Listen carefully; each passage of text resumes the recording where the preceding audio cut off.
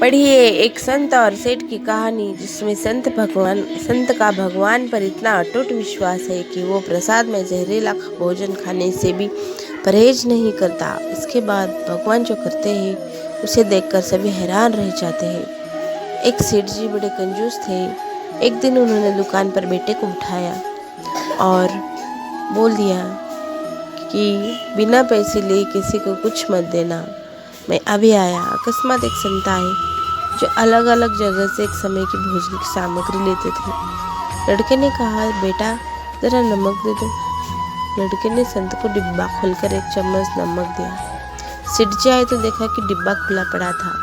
सेठ जी ने कहा कि क्या बेचा? बेटा बोला, एक संत जो तालाब पर रहते हैं उनको एक चम्मच नमक दिया था।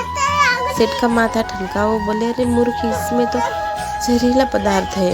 अब सेठ जी भागकर संत के पास गए। तब तक संत भोजन बनाकर भगवान का भोग लगाकर खाने की थाली लेकर बैठ चुके थे। सेठ जी दूर से ही बोले, महाराज रुकिए, आप जो नमक लाए थे वह नमक नहीं था बल्कि जहरीला पदार्थ था। कृपा करके आप ये भोजन ना करें। संत जी बोले, भाई हम तो प्रसाद लेंगे, क्योंकि भोग लगा दिया है। भोग लगाकर भोजन छोड़ने नहीं सकते। अगर भोग नहीं लगता तो भोजन बेशक छोड़ देते। एक कहकर संत ने भोजन को प्रसाद समझकर खाना शुरू कर दिया। सेठ जी के होश उड़ गए। वो रात भर वहीं बैठे रहे। सेठ को रह रहकर ये चिंता सता रही थी कि अगर संत को कुछ हो गया तो बड़ी बदनामी होगी। रात में अगर तबीयत बिगड़ी तो कम से कम वैद्य को तो दिखाए। सोचते सोचते उसे नींद आ गई। सुबह रोज की तरह संत जल्दी उठ गए और नदी में स्नान करने लगे। सेठ जी ने कहा, महाराज तबीयत तो ठीक है? संत बोले, भगवान की कृपा है।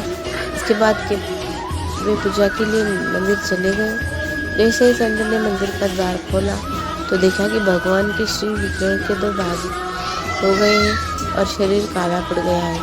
ये देखते ही सेठ को समझ आ गया कि भक्त के अटल विश्वास को देखकर भगवान ने भोजन का जल भोग के रूप में स्वयं ग्रहण कर लिया है और भक्त को प्रसाद ग्रहण कराया।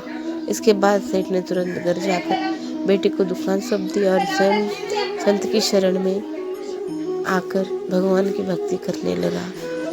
ऐसे ही चैनल स्टोरी देखने के लिए चैनल को सब्सक्राइब करें। धन्यवाद। काय रे?